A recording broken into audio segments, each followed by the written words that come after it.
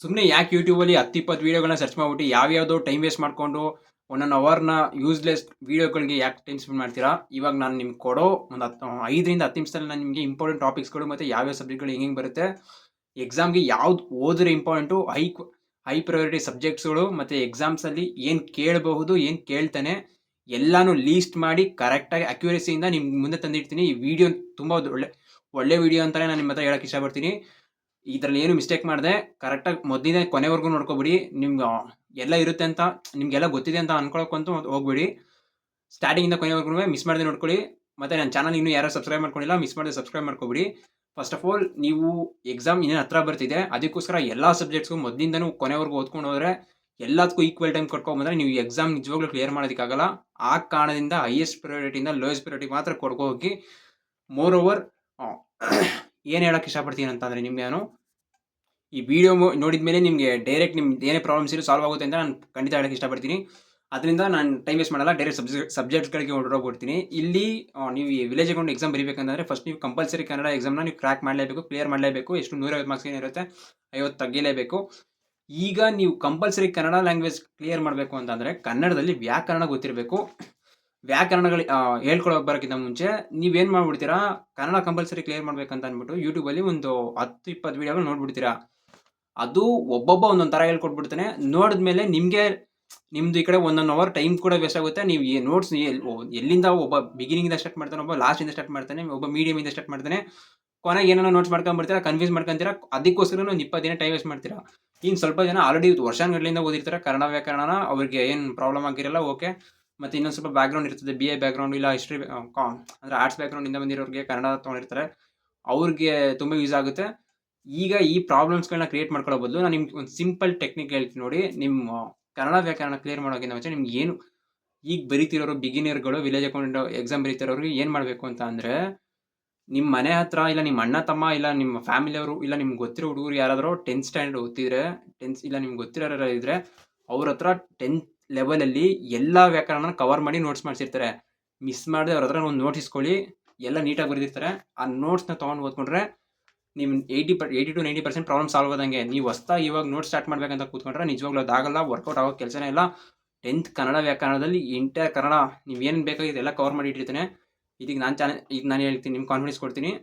Next more over ಇನ್ನೊಂದೇನಂತ ಅಂದರೆ, village account ಎಕ್ಸಾಮ್ಸಲ್ಲಿ ಎಲ್ಲ ಸಬ್ಜೆಕ್ಟ್ಗಳು ಇಂಪಾರ್ಟೆಂಟೇ. ನಾನು ಹೇಳ್ತೀನಿ, ಹಿಸ್ಟ್ರಿನೂ ಇಂಪಾರ್ಟೆಂಟ್, ಕಾನ್ಸ್ಟಿಟ್ಯೂಷನ್ ಇಂಪಾರ್ಟೆಂಟು, ಜಿಯೋಗ್ರಫಿ ಎಲ್ಲ ಇಂಪಾರ್ಟೆಂಟೇ. ಬಟ್ ಈಗ ನಿಮ್ಮ ಕಂಪಲ್ಸರಿ ಕನ್ನಡದ ಬಗ್ಗೆ ಒಂದು ಪ್ರಾಬ್ಲಮ್ ಸಾಲ್ವ್ ಮಾಡ್ಬಿಟ್ಟೆ. ನೆಕ್ಸ್ಟು ಎಕ್ಸಾಮಲ್ಲಿ ಮಾರ್ಕ್ಸ್ ಸ್ಕೋರಿಂಗು ಸಬ್ಜೆಕ್ಟ್ಸ್ಗಳು ಅಂತಂದರೆ, ಈಗ ವಿಲೇಜ್ ಅಕೌಂಟೆಂಟ್ ಕೆಲಸ ಮಾಡಬೇಕಂದ್ರೆ ನಿನಗೆ ಕಂಪ್ಯೂಟರ್ ನಾಲೆಜ್ ಗೊತ್ತಿರಬೇಕು. ಕಂಪ್ಯೂಟರ್ ನಾಲೆಜ್ ಗೊತ್ತಿರಬೇಕಾದ್ರೆ ಎಕ್ಸಾಮಲ್ಲಿ ನೀವು ಕಂಪ್ಯೂಟರ್ ಕ್ಲಿಯರ್ ಮಾಡಬೇಕು. ಅಂದರೆ ಮಿನಿಮಮ್ ಬೇಸಿಕ್ ನಾಲೆಜ್ ಗೊತ್ತಿರಬೇಕು. ಅವ್ನು ಹೈ ಲೆವೆಲ್ ಇಂಟರ್ಮೀಡಿಯೇಟ್ ಲೆವೆಲ್ ಕೇಳಲ್ಲ. ನೀವೇನು ಕಾಂಪಿಟೇಷನ್ ಸ್ಟೂಡೆಂಟ್ಸ್ ಏನಲ್ಲ, ಗೌರ್ಮೆಂಟ್ ಎಕ್ಸಾಮ್ ಬರೀತಾರೋ ಅಷ್ಟೇ. ಆ ಕಾರಣದಿಂದ ಅಂದರೆ ಸೆಕೆಂಡ್ PU ಬೇಸಿಸ್ ಮೇಲೆ CPU, ಮೆಮೊರಿ, ಸ್ಟೋರೇಜು, ಡಿವೈಸಸ್ಸು, ಅಂದರೆ ಶಾರ್ಟ್ಕಟ್ ಕೀಸ್ಗಳು, ಕೀಬೋರ್ಡ್ ಶಾರ್ಟ್ಕಟ್ ಕೀಸ್ಗಳು, ಆನ್ಲೈನ್ ಗೌರ್ಮೆಂಟ್ ಪೋರ್ಟಲ್, ಈ ಥರ land and revenue related data. ಇವಾಗ ನೀವು ವಿಲೇಜ್ ಅಕೌಂಟೆಂಟ್ ಎಕ್ಸಾಮ್ ಕೆಲಸ ಮಾಡೋದು ಅದ್ರ ಮೇಲೆ ತಾನೆ. ನೀವು ಏನು ಕೆಲಸ ಮಾಡ್ತೀರಾ ಆ ಕೆಲಸದ ಮೇಲೆ ಕ್ವಶನ್ಸ್ಗಳಿರುತ್ತೆ. ನೀವು ಏನು ಪೋರ್ಟಲ್ ಓಪನ್ ಮಾಡ್ಬಿಟ್ಟು ಏನು ವರ್ಕ್ ಮಾಡ್ತೀರಾ, ಅದಕ್ಕೆ ಏನೇನು ಬೇಕು, ಈಗ ಅಡುಗೆ ಮಾಡೋಕ್ಕೆ ಈ ಥರ ಸಾಮಗ್ರಿಗಳು ಬೇಕು, ತರಕಾರಿ ಬೇಕು, ಆ ಥರ ಕೆಲಸಕ್ಕೆ ಯಾವ ಥರ ಪೋರ್ಟಲ್ಗಳು ಬೇಕು, ಯಾವುದಕ್ಕೆ ಓಪನ್ ಮಾಡೋಕ್ಕೆ ನಿನ್ನ ಕೆಪಾಸಿಟಿ ಇದೆಯಾ ಅಂತ ಆ ಥರ ಕ್ವಶನ್ ಕೇಳ್ತಾನೆ. ಎಕ್ಸಾಮ್ ಬೇಕಾಗಿರೋ ಕ್ವಶನ್ ಮಾತ್ರ ಕೇಳ್ತಾನೆ. ಅದು ಬಿಟ್ಟು ಕಂಪ್ಯೂಟರ್ ಯಾರು ಕಂಡಿಡ್ದ ಈ ಥರ ಎಲ್ಲ ಔಟ್ ಆಫ್ ಸಿಲೆಬಸ್ ಎಲ್ಲ ಕಾಲೇಜಲ್ಲಿ ಕೇಳ್ತಿರೋ, ಸ್ಕೂಲಲ್ಲಿ ಕೇಳ್ತಿರೋ ನಿಜ. ಬಟ್ ಎಕ್ಸಾಮಲ್ಲಿ ಈ ಥರ ತೊಗೊಂಬರೋಕೆ ಹೋಗಲ್ಲ. ನಾನು ಹೇಳ್ದಲ್ಲ, ನೋಟ್ ಮಾಡ್ಕೊಂಡಿದ್ದೀರಾ ಅಂತ ಅಂದ್ಕೊಂಡಿದ್ದೀನಿ. ಕೀಬೋರ್ಡ್ ಶಾರ್ಟ್ಕಟ್ಸು ನಾನು ಪುನಃ ಹೊಸದಾಗಿಂದ ಹೇಳೋಕ್ಕೆ ಇಷ್ಟಪಡಲ್ಲ. ಇದನ್ನು ನೋಡ್ಕೊಳ್ಳಿ. ಕಂಪ್ಯೂಟರ್ ನಾಲೆಜ್ ಇಲ್ಲದೆ ನೀವು ಕೆಲಸ ಮಾಡೋಕ್ಕಾಗಲ್ಲ. ಅದು 15ರಿಂದ 20 ಮಾರ್ಕ್ಸು ಈ ಥರ ತೊಗೊಬರೋ ಸಾಧ್ಯತೆ ತುಂಬ ಇದೆ. ಮತ್ತು ಮೋರ್ ಓವರ್ ಕಂಪ್ಯೂಟರ್ ಕ್ವಶನ್ಸಲ್ಲಿ ನಿಮಗೆ ಟ್ವಿಸ್ಟ್ ಮಾಡೋದಕ್ಕೆ ಆಗಲ್ಲ. ಟ್ವಿಸ್ಟ್ ಮಾಡೋದು ಬೇಕಾದ್ರೆ ಹಿಸ್ಟ್ರಿ ಕ್ವಶನ್ಸ್ ಟ್ವಿಸ್ಟ್ ಮಾಡ್ತಾನೆ, ಬೇರೆ ಜನರಲ್ ನಾಲೆಜ್ ಕ್ವಶನ್ಸಲ್ಲಿ ಟ್ವಿಸ್ಟ್ ಮಾಡ್ತಾನೆ. ಬಟ್ ಕಂಪ್ಯೂಟರ್ ಮತ್ತು ನೆಕ್ಸ್ಟ್ ಹೇಳ್ತೀನಿ ಮೆಂಟಲ್ ಎಬಿಲಿಟಿ, ಇದರ ಎರಡನ್ನೂ ನಿಮ್ಗೆ ಟ್ವಿಸ್ಟ್ ಮಾಡೋಕ್ಕಾಗಲ್ಲ. ಇದು ಮಾರ್ಕ್ಸ್ ಸ್ಕೋರಿಂಗ್ ಅಂತ ಹೇಳ್ತೀನಿ, ಮತ್ತು ತುಂಬ ಹೈಯೆಸ್ಟ್ ಪ್ರಯಾರಿಟಿ ಅಂತ ಹೇಳ್ತಿದ್ದೀನಿ. ಇದನ್ನು ಮಿಸ್ ಮಾಡದೆ ನೋಡ್ಕೊಬಿಡಿ. ನೆಕ್ಸ್ಟು ಅದೇ ಮೆಂಟಲ್ ಎಬಿಲಿಟಿಗೆ ಬರ್ತೀನಿ. ನಾನು ನಿಮ್ಗೆ ಮೊದಲಿಂದ ಹೇಳ್ತೀನಿ, ಯಾವುದೇ ಗೌರ್ಮೆಂಟ್ ಎಕ್ಸಾಮ್ಸ್ ಇದ್ರೂ ಮೆಂಟಲ್ ಎಬಿಲಿಟಿನ ಅವ್ನು ಟ್ವಿಸ್ಟ್ ಮಾಡೋದಕ್ಕಾಗಲ್ಲ, ಇರೋದನ್ನ ಇದ್ದಂಗೆ ಕೊಡಬೇಕು. ಇದು ಸೆಕೆಂಡ್ PU ಬೇಸಿಸ್ ಮೇಲೆ ಆದ್ದರಿಂದ ನಿಜವಾಗ್ಲೂ ಮೆಂಟಲ್ ಎಬಿಲಿಟಿ ಈಸಿನೇ ಇರುತ್ತೆ. ಈಗ ಬ್ಯಾಂಕಿಂಗ್ ಲೆವೆಲ್ಸ್, ನೀವೇನೋ ಬ್ಯಾಂಕಿಂಗ್ ಎಕ್ಸಾಮ್ ಬರೀತಿರೋರಿಗೆ, ಬ್ಯಾಂಕಿಂಗ್ ಬರೆದಿರೋರು ಬೇಕಾದ್ರೆ ಕೇಳ್ಕೊಳ್ರಿ.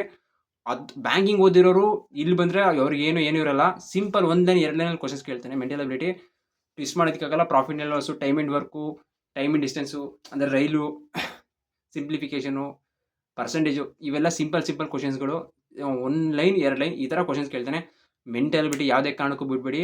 ಅದೇ ತುಂಬ ಹೈಯೆಸ್ಟ್ ಪ್ರಯಾರಿಟಿ ನಾನು ಹೇಳಕ್ಕೆ ಇಷ್ಟಪಡ್ತೀನಿ. ಮುಂದೇನು ಹೇಳ್ತೀನಿ ಅಂತಂದರೆ, ಇದೆಲ್ಲ ಆದಮೇಲೆ ಈಗ ನೀವು ಏನು ಕೆಲಸ ಮಾಡ್ತೀರಿ ಅದ್ರ ಬಗ್ಗೆ ತಿಳ್ಕೊಳ್ರಪ್ಪ.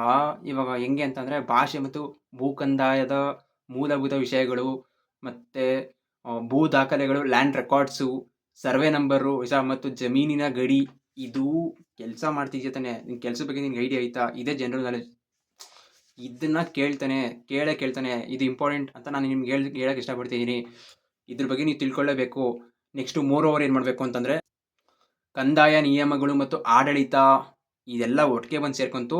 ಈಗ ಕರೆಕ್ಟಾಗಿ ನೋಡ್ಕೊಳ್ಳಿ. ಕಂಪ್ಯೂಟರ್ ನಾಲೆಜು, ಮೆಂಟಲ್ ಎಬಿಲಿಟಿ ಮತ್ತು ವಿಲೇಜ್ ಅಕೌಂಟ್ ಎಕ್ಸಾಮ್ ಸಂಬಂಧಪಟ್ಟಂಗೆ ಈ ಭೂ ಕಂದಾಯ ಎಕ್ಸೆಟ್ರಾ ಹೇಳಿದ್ನಲ್ಲ ನಾನು ನಿಮಗೆ, ಇದು ಲೀಸ್ಟಲ್ಲಿ ಇಟ್ಕೊಳ್ಳಿ. ಇವೆಲ್ಲ ಮೋಸ್ಟ್ ಅಕ್ಯುರೇಟಾಗಿ ಬರೋ ಕ್ವಶನ್ಸು. ನಾನು ನಿಮಗೆ ಇದಕ್ಕೆ ನಾನು ಭರವಸೆ ಕೊಡ್ತೀನಿ.